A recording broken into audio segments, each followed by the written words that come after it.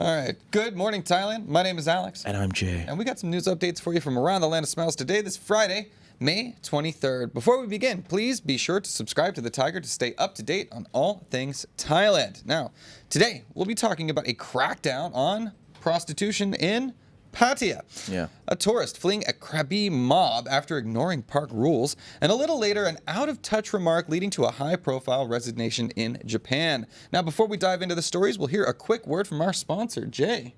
Take us That's away.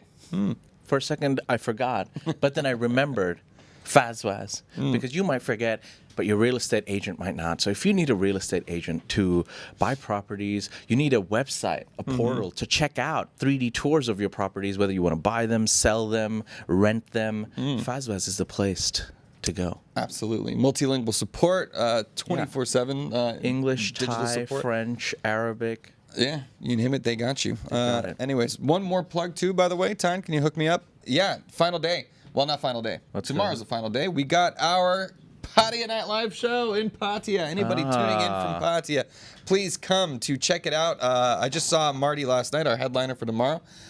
We have 5 comics will be lined up for you tomorrow night in Pattaya. You can still book your tickets at megatix.com. Just Google search Pattaya Night Live. Hopefully, I will see you there at the Siam Design Hotel tomorrow at 8 o'clock. So, yeah, hopefully I'll see you in Pattaya. Or not.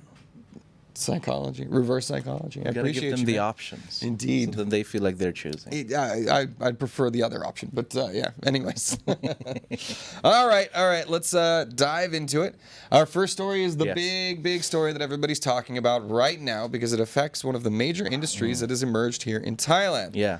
Apparently, Thailand is set to tighten cannabis laws with a medical certification requirement. That's right. Thailand will require all cannabis users, locals, and foreigners to present a medical certificate within the next 40 days as part of new regulations aimed at curbing recreational use. Public Health Minister Somsak announced the move, making a shift to stricter control after the country's 2022 cannabis decriminalization. The new bill will mandate licensed medical use only, potentially introducing dosage limits and penalties, including imprisonment for non-compliance. Cannabis businesses will also face new licensing requirements. The change reflects a growing push to frame cannabis strictly as a health-focused product amid rising recreational use and political tensions over the drug's regulation. Well, they've been talking about this for a long time. They have been talking about it for a long time. We kind of expected it as well. Yeah. And again, there might be some wiggle room in the sense that a lot of big businesses that have invested millions of baht and dollars now, they've started exporting cannabis outside of Thailand. Yeah. A lot of them have been diversifying how they actually make money. Yes, retail is probably the highest form of income, but are there now going to be, doctors within the cannabis shops providing medical certificates? Well, a lot of cannabis dispensaries have actually gotten ahead on this and have done just that. Now the question is, I've seen medical. I've lived in a medical state back in California when they had medical without recreational. And I got to tell you, felt like a joke. Yeah. You know what I mean? Like, you would go and see the doctor. He'd be like, I remember Got glaucoma. my stomach hurts. I can't sleep. Something like that. And then I remember my doctor was super old. He probably had gambling debts. He's like, why am I doing this? Like, here, whatever, take it. And it ends up not really being too limiting in how much you can actually get. But, that was what was interesting about Thailand. They kind of jumped ahead. Most of them go through medical and then go to recreational.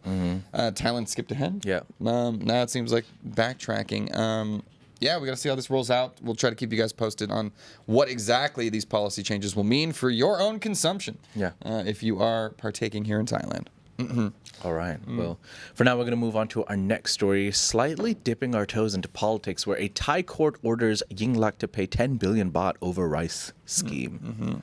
Thailand's Supreme Administrative Court has ordered former Prime Minister Yingluck Shinawatra to pay 10 billion baht, approximately $306 million, in damages linked to her government's rice pledging scheme. The controversial program, which arrived to support farmers by purchasing rice at above market prices, was later criticized for corruption and major financial losses. The ruling partially overturns a previous court decision annulled a 2016 Ministry of Finance order, the less than 35.7 billion baht originally sought. The verdict reignites debate over accountability and the political fallout from Yingluck's tenure. more controversy around the Shinawatra family. Yeah, it's so interesting to me how they are simultaneously in power and in hot water all the time. Like, I don't really. That's how it's done. Interesting. And interesting that, like, originally they were seeking 37 billion baht, which is about $1 billion. Like, that's a lot of money. It's down to 10 billion baht. But how much money did they make off this? It's another question, too. Big story. We'll keep you updated on that as the Shinawats continue their political games here in Thailand. All right. Our next story, we're back in classic Thaiger territory. Pattaya police have launched a major crackdown on prostitution to safeguard the city's image. That's right. Just a couple of days ago, on May 21st, Pattaya police launched a large-scale operation to tackle prostitution along the city's beachfront, aiming to protect its reputation as a tourist destination. Now, led by the local police colonel Anek, over 50 officers from various departments, including tourist and immigration police, arrested more than 50 individuals, both female and transgender, linked to solicitation. The crackdown responds to growing concerns over rising criminal incidents tied to prostitution, particularly at night. Specialized teams were deployed for arrests and area containment, though some suspects escaped through alleyways. Ooh, sneaky. Wow. Yeah. There we go. Yeah, That's how you stop prostitution. It's been an ongoing issue. Yeah. In Pattaya. Is this only in the beachfront? Yeah, for now, right? Let's forget about all the other soys. Right, Yeah. Because prostitution is illegal in Thailand. We don't have a problem with it. Indeed, that's what we'll officially report. But well, then who are they arresting, Jay? I don't know. I mean, be careful if I guess you're wearing something sexy and I don't know, look like a, dare I say it? You know? Well, yeah. It's like, don't. It's like, hey, I'm just walking here with my friend. Yeah, and How dare you look sexy? I mean, I think you're supposed to be soliciting, like, hey, boy, had some of that. It's normal. But yeah, it's very strange to see like Pattaya is trying to revamp and reshift its image to be a more family-friendly environment, which is trying to undo decades of already earned reputations. Of course. So, Of course. Good luck, Pattaya. They don't call it Sin City for no reason. Indeed. Anyways, moving on to our next story. A tourist flees Krabi as locals after ignoring park rules and insulting rangers. Oh no. Here we go. More foreign tourists behaving badly in Thailand. A foreign tourist visiting Krabi sparked outrage after violating rules at Hat Noparat Tharamu Got PP National Park and provoking a group of angry Thai men. The tourist entered Maya Bay, which was closed to visitors, and reacted aggressively when warned by rangers, insulting them, cutting in line, and flipping his middle finger. Captured in a viral TikTok, he's seen fleeing from locals attempting to confront him physically. Allegedly intoxicated, the man was later charged under the National Park Act, which carries fines up to 100,000 baht. The incident follows another rule-breaking case involving a tourist feeding monkeys. Authorities say such behavior threatens conservation efforts and disrespects local customs. Look, one isolated incident. Let's highlight the fact that it's a one isolated incident, and this one foreigner behaving badly doesn't necessarily reflect on everyone. However, seems to be increasing. Dude, it's insane to me that, like, okay, you broke the park rules. They called you out. Yeah. To be anything but like, oh, sorry. Yeah. I didn't know. Like, to come up and, like, there's a gang of angry Thai men coming to confront you. You're, like, very much outnumbered. You start flipping the bird. You start cussing them out. And then they start beating you up, which is, like, I don't know.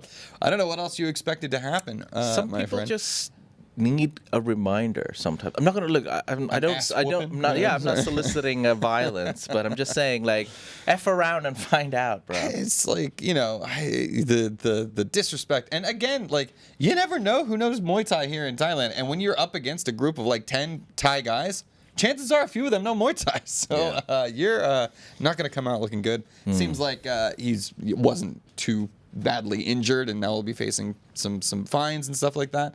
But again, just behave yourselves, everybody. Yeah, here we go. We'll all get along better. All right, we're not done with the prostitution, guys. We talked about the women and the trans prostitutes. Now we're going for the gay ones. Yeah. A secret club spa has busted in Khon after operating illegal gay brothel. Love that word.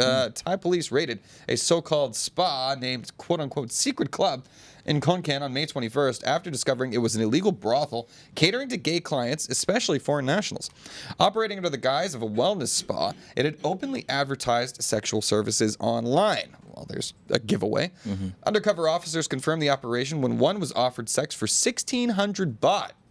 Lowball, triggering a full-scale raid. Oh. 5 male sex workers, 4 Laotian and 1 Burmese, were arrested along with the Thai manager.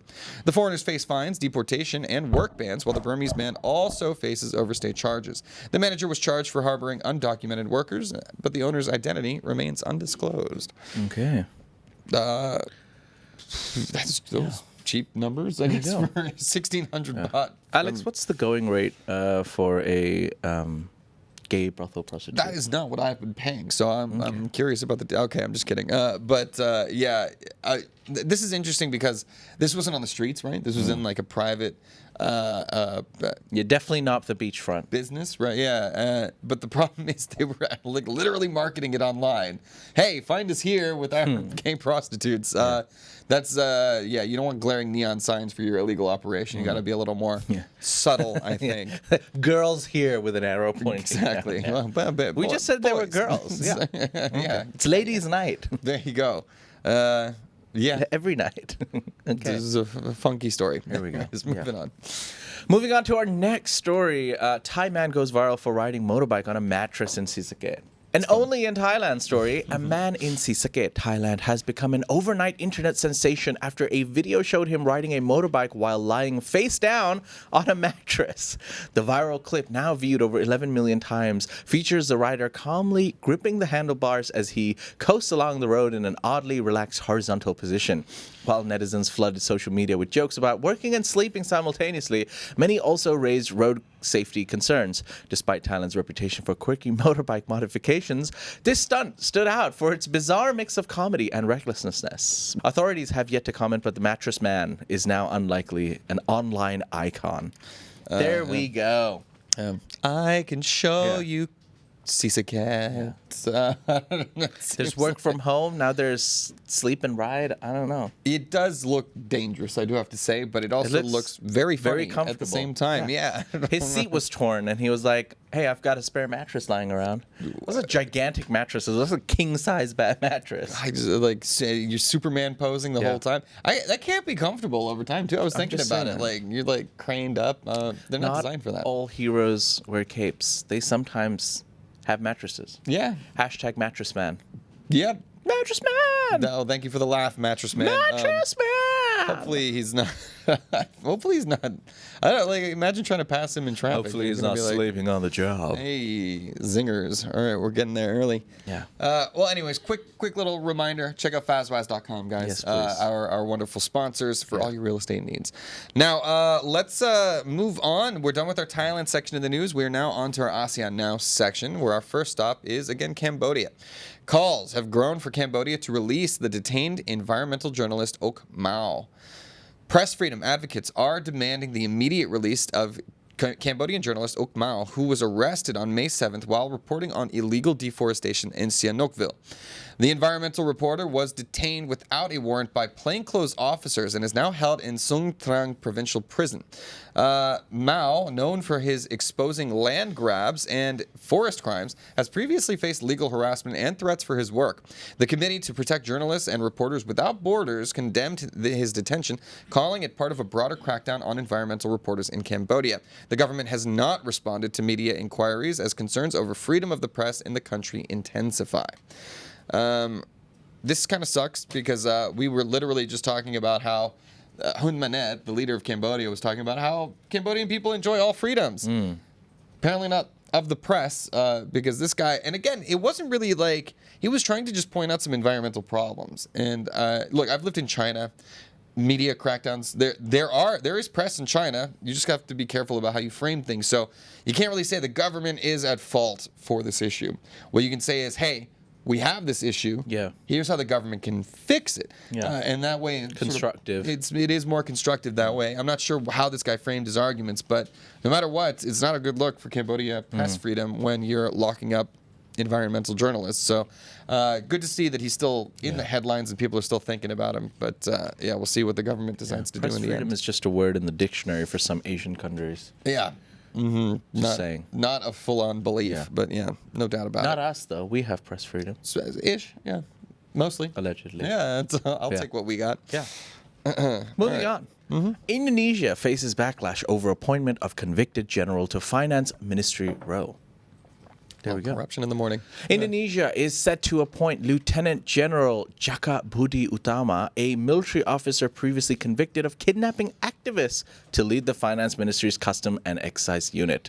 The move, expected to be formalized on May 23rd, signals increased military involvement in civilian governance under President Prabowo Subianto. Himself a former general linked to past abuses.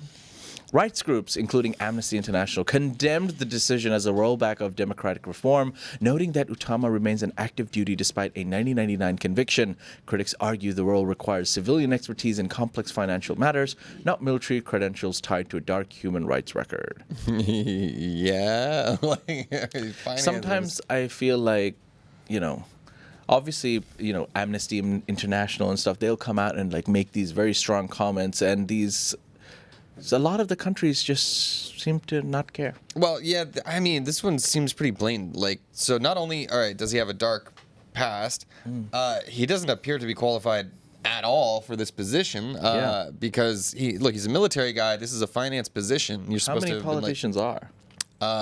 What do you mean? They're qualified for their position in general. Well, you'd like to think. I mean, looking at the current state of things. I mean, I'm not going to get too much into that, but yeah, it's annoying when it's sort of blatant and everybody can see it, and you're just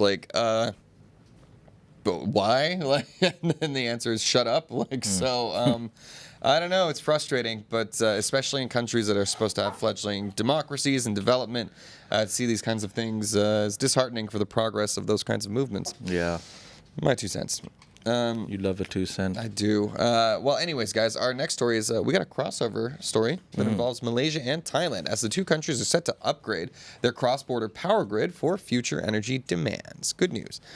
Malaysia and Thailand have announced plans to upgrade their aging power grid interconnection, originally commissioned in the early 2000s, to enhance cross-border electricity trade and support renewable energy integration.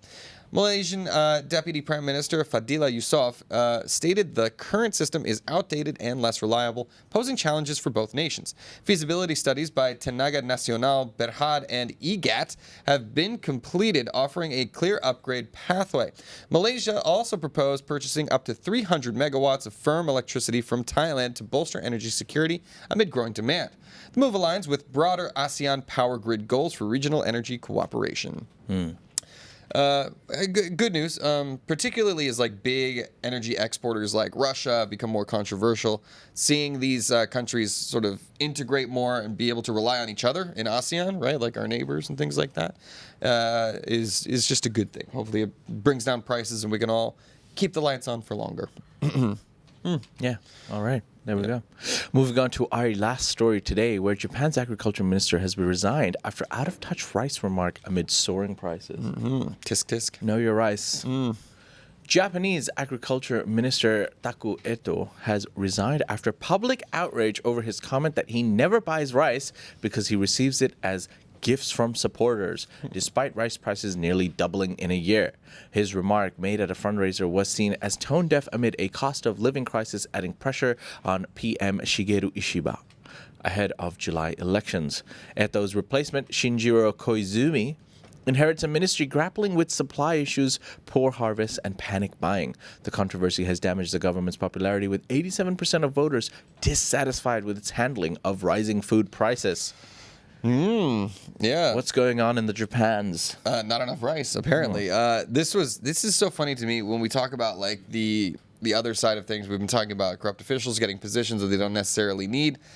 This is the other side of that in Japan. You never know what tiny little controversy in Japan can end a political career. True. This guy was out of touch. He's like, what? We had a rice problem? I don't know. People just give me rice. I don't know if he said we had a rice problem, but he was just I'm fortunate enough to get rice as gift. And they're like, how dare you? Right. this is pretty innocuous by Western standards for a scandal. And Dare you, Alex? well, and now he's gone. He's out. So very interesting. But they do have elections coming up, so they're more sensitive to these kinds of stories as they come out and be like, whoa, like getting angry. I'm not going to do my Japanese impressions, but it is interesting to see the level of self-accountability by many Japanese politicians. Anyways. Yeah, that'll do it. There we go. Those are some of the stories, ladies and gentlemen, from across Thailand and around ASEAN. You can find more stories on thetiger.com and join in the conversation on ASEANnow.com. That's Thailand's largest news forum. Yeah, don't forget to subscribe here. Like, subscribe, follow us on the other social media platforms, Instagram, Twitter, TikTok, That's right. Facebook, all of those things. You'll see content that you wouldn't normally see here on the main YouTube page. You won't see content anywhere else other than Thaiger. Indeed. And final thoughts, go see me for Pattaya Night Live tomorrow, Saturday night in Pattaya. Just Google Pattaya Night Live and find tickets on Megatix. You know I love you, Phil Koo. If you like that story, please like and subscribe. And for more Thailand news, follow us on Instagram, YouTube, or TikTok at The Thaiger, or you can go to thetiger.com and join the conversation.